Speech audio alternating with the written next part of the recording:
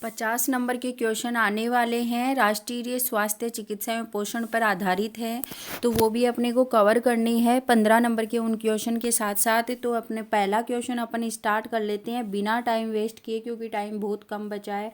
कौन से बैक्टीरिया जनित संक्रामक रोग हैं? तो बैक्टीरिया है डिप्थीरिया, कोलेरा और टाइफाइड।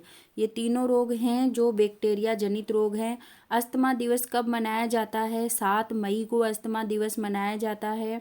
वायरल जनित रोग कौन से हैं? वायरल से फैलते हैं, एड्स, चिकन पॉक्स और स्मॉल पॉक्स, है ना। 3 रोग ऐसे हैं। फिर संक्रामक बीमारी कौन सी है? टीबी, पर्टूसिस और मीजल्स संक्रामक है ये बीमारियां, ठीक है। फिर त्वचा पर चकदे उत्पन्न होना किस बीमारी का सबसे महत्वपूर्ण क्लिनिकल लक्षण है? यानी अपने आप पता चल जाता है कि ये कौन सी बीमारी है, तो वो है मीजल्स। भारत में मृत्यु का पंजीकरण कितने दिनों में करवाना अनिवार्य है? 7 दिन के अंदर करवाना अनिवार्य है। खांसी सबसे ज़्यादा किस आयु वर्ग में होती है? 0 से 5 साल तक के वर्ग में। टीबी के मरीजों की कौन सी कैटेगरी में स्ट्रेप्टोमाइसिन इंजेक्शन लगाए जाते हैं? कैटेगरी सेकंड आते ही टीबी के में इंजेक्शन लगाए जाते हैं। काली खांसी डिप्थीरिया नामक बीमारी मुख्यतः किसके द्वारा फैलती है? तो ड्रॉपलेट इन्फेक्शन के द्वारा फैलती है। डॉट्स में टीबी की जांच के लिए बलगम के कितने नमूने लिए जाते हैं? 3 नमूने लिए जाते हैं।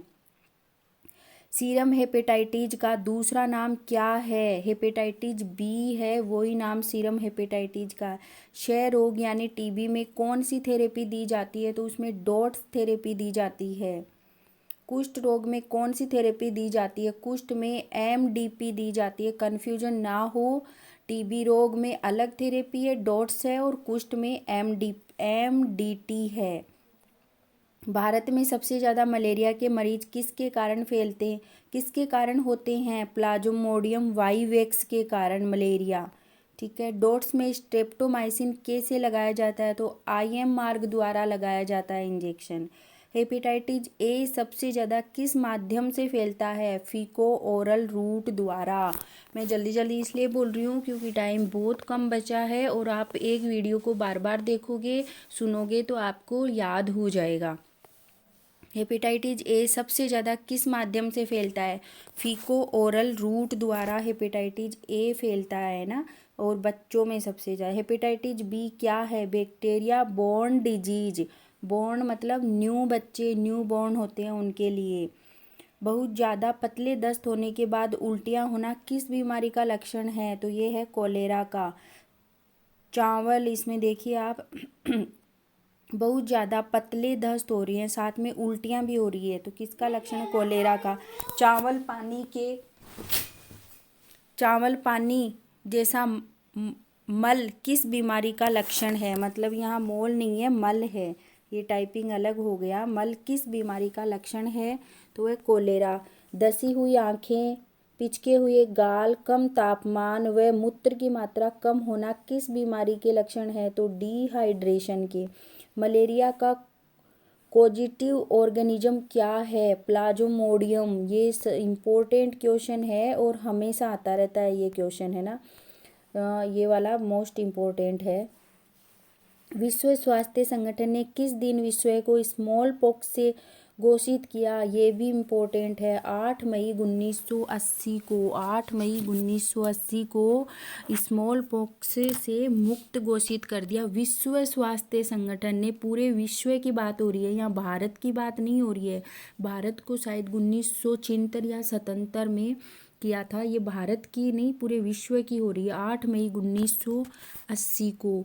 डिप्थीरिया प्रमुख रूप से किस तंत्र को प्रभावित करता है? तो श्वसन तंत्र को प्रभावित करता है डिप्थीरिया।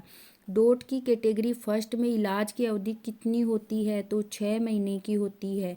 फर्स्ट में 6 की, सेकंड में 8 की। ये देखना, डॉट्स की कैटेगरी सेकंड में अवधि 8 की होती है, और फिर थर्ड में भी 6 की होती है ना। फिर है एसेकेरियासिस, अमीबाइसिस तथा पोलियो क्या है? ये आंत के संक्रमण हैं। फिर है ट्यूबरक्लोसिस प्रमुख रूप से किस माध्यम के द्वारा फैलता है? ड्रॉपलेट इन्फेक्शन के द्वारा फैलता है। मलेरिया का वाहक कौन है? फीमेल एनोफ्लीज, है ना। फीमेल एनोफ्लीज जो होता है ना, वो है। टीबी के प्रशिक्षण के लिए कौन सा इन्वेस्टिगेशन किया जाता है? तो स्पुटम एग्जामिनेशन किया जाता है, चेस्ट एक्सरे होता है और ट्यूबरकुलिन टेस्ट, ये तीनों टेस्ट होते हैं। कालाजार किसके काटने से फैलता है? सैंड फ्लाई के काटने से फैलता है कालाजार। बुखार लीवर का बड़ा होना, बुखार आना, लीवर का बड़ा होना, एनीमिया, वजन का कम होना किस बीमारी के क्लासिक फीचर्स हैं? काला अजार के। और काला अजार किसके द्वारा फैलता है? सैंड फ्लाई के द्वारा। बुखार आ जाता है, लीवर बड़ा हो जाता है, एनीमिया, वजन कम हो जाता है, ये इसके ध्यान रखना आप। टिटनेस की रोकथाम हेतु काम में लिया जाने वाला टीका डीपीटी, टीटी और पेंटावेलेंट ये काम में लेते हैं, ठीक है। फिर है कोलेरा क्या है? बैक्टीरिया रोग है कोलेरा। अभी ऊपर आया था ना कोलेरिया के सिम्टम, और कोलेरा है बैक्टीरिया रोग है। मीजल्स को अन्य किस नाम से जानते हैं? रूबेला के नाम से जानते हैं मीजल्स को, ठीक है। फिर है सिक टेस्ट क्या है? इंट्राडर्मल टेस्ट है, इंट्राडर्मल टेस्ट है ये एक प्रकार का। कालाजार का पॉजिटिव ऑर्गेनिज्म क्या है? तो ये है लेशमीनिया, ठीक है, ये भी ध्यान में रखना, ये भी इम्पोर्टेंट है, आता रहता है ऑर्गेनिज्म। कुष्ठ रोग का इंक्यूबेशन पीरियड होता है 3 से 5 साल में, आपको पता चल जाता है ये कुष्ठ रोगी है। टिटनस का इंक्यूबेशन पीरियड कितना होता है? तो 6 से 10 दिन होते हैं। मीजल्स का पॉजिटिव ऑर्गेनिज्म क्या है? मीजो वायरस, ये जरूर याद कर लेना, ये छोटे छोटे ये इम्पोर्टेंट क्वेश्चन है। एमडीटी बीमारी में दी जाती है लेप्रोसी, लेप्रोसी की में दी जाती है। टिटनस किस कारण से फैलता है? किस माध्यम से? टिटनस घाव का टिटनस बीजाणुओं द्वारा संक्रमण होने से, यानी किस कारण से फैलता है? तो इसका आंसर इसके साथ जुड़ गया, किस माध्यम से? टिटनस घाव के जो बीजाणु होते हैं ना, घाव हो जाता है, उसका संक्रमण होने के कारण फैलता है। हेपेटाइटिस बी का इंक्यूबेशन पीरियड कितना है? तो 45 से 180 दिन में न्यूबॉर्न बच्चे होते हैं, उनका पता चल जाता है कि हेपेटाइटिस बी है इसके। डिप्थीरिया का इंक्यूबेशन पीरियड कितना होता है? 2 से 6 दिन होता है, ध्यान रखें। टिटनस का होता है 6 से 10 दिन और डिप्थीरिया का 2 से 6 दिन। हिस्टामाइन टेस्ट किस बीमारी की जांच के लिए उपयोग में किया जाता है? तो कुष्ठ रोगी की पहचान करने के लिए। लेप्रोसी है एक बैक्टीरियल रोग है। कोलेरिया वैक्सीन किस मार्ग द्वारा लगाई जाती है? तो सबक्यूटेनस द्वारा लगाई जाती है। टिटनस का पॉजिटिव ऑर्गेनिज्म क्या है? क्लोस्ट्रीडियम टेटनाई, ठीक है, ये भी इम्पोर्टेंट है, ये आता रहता है। नोजोकोमियल संक्रमण होते हैं, अस्पताल से प्राप्त संक्रमण होते हैं नोजोकोमियल, ये आगे मैंने देखा था, पुराने पेपर है उनमें भी ये वाला क्वेश्चन है, ठीक है, तो इसको भी ध्यान में रखें। क्लिनिकल संक्रमण के बाद जो प्रतिरोधक क्षमता पैदा होती है वह कहलाती है active immunity. Nature immunity, active immunity दो होते हैं। नेचर होती है जो ऑटोमेटिक अपने शरीर में या बाहरी वातावरण जो भी है अपन खाते पीते हैं उनसे प्राप्त होती है। एक्टिव इम्यूनिटी यानी जो इंजेक्ट किया जाता है, इंजेक्शन लगाया जाता है। स्मॉल पॉक्स का पॉजिटिव ऑर्गेनिज्म है वेरिसोला वायरस, वेरिसोला वायरस, ध्यान रखें। वुपिंग कप का पॉजिटिव ऑर्गेनिज्म है बोर्डेटेला पर्ट्यूसिस, ये भी पुराने पेपर में देखा है मैंने, ये भी आया हुआ है बोर्डेटेला पर्ट्यूसिस।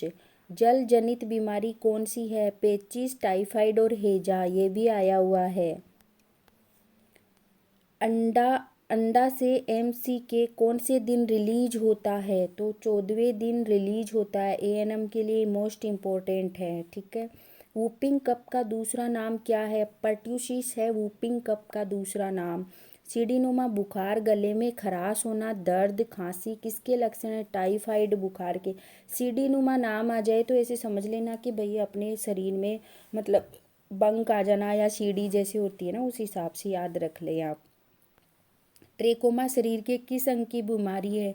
नाक एवं ग्रैसनी। ट्रेको के नाम से ये याद आ जाएगा कि नाक और ग्रैसनी की है। गर्भावस्था के दौरान जो करे प्रदान की जाती है उसे क्या कहते हैं? जो केयर प्रदान की जाती है, इसमें आएगा जो केयर, केयर, CARE है ना, जो केयर प्रदान की जाती है उसे क्या कहते हैं? Antennal care. ANM के लिए मोस्ट इम्पोर्टेंट है।